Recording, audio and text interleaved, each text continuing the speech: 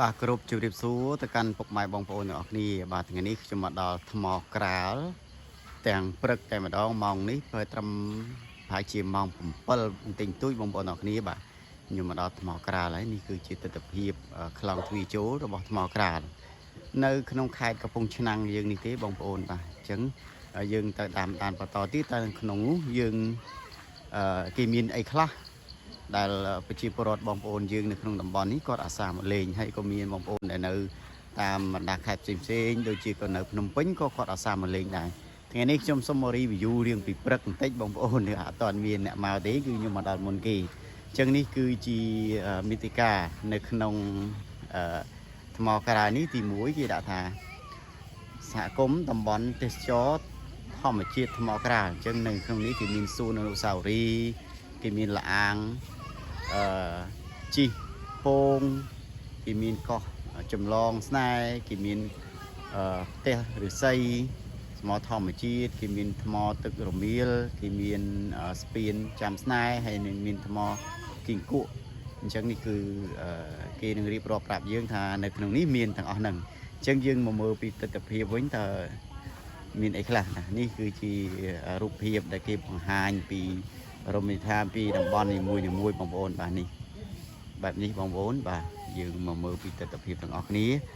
ហើយយើងនឹងបន្តដំណើរទៅមុខទៀតទៅមើលទឹកជ្រោះតើយើងមានអីខ្លះបែបនេះ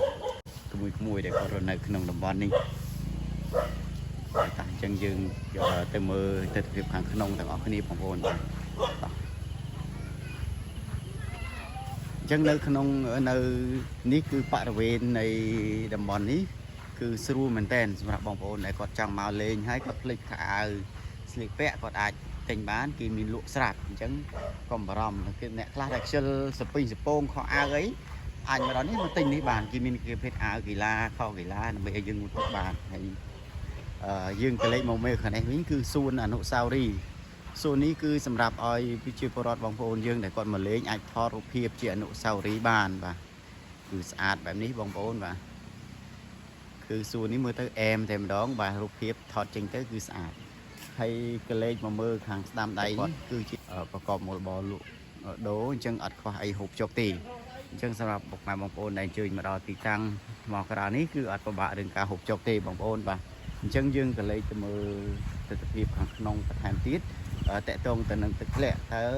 យើងមានទឹកធ្លាក់អីខ្លះបងប្អូនទាំងគ្នាចឹងសម្រាប់ទឹកធ្លាក់នេះយើងមានច្រើនទីតាំងដោយតែខ្ញុំបានរៀបរាប់អញ្ចឹងពេលនេះខ្ញុំបង្ហាញមកច្រក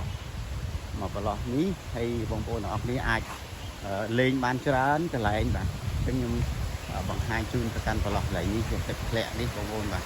យើងអាចលេងបានព្រោះទឹកនេះអត់ជ្រៅទេតែល្មមដែលយើងអាចលេងបានបងប្អូនបាទនេះបែបនេះហើយក៏មានបន្តតាមឋានៈទៅលើទៀតបងប្អូនហើយមានកញ្ចក់នឹងអង្គុយព្រោះតិចចិត្តណាស់បងប្អូនហើយអាចអង្គុយលេងបដាលទឹកកំសាន្តសប្បាយអារម្មណ៍ណាទឹក